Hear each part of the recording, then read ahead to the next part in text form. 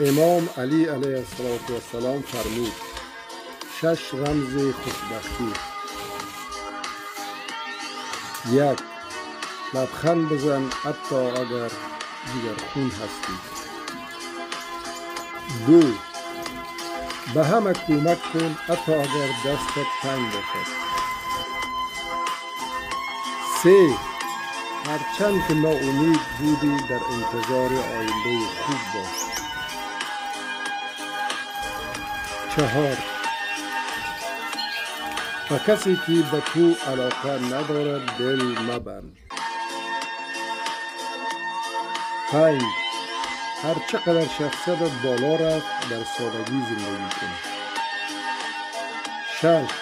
از هیچ کسی متنفر نباش حتی اگر به تو بد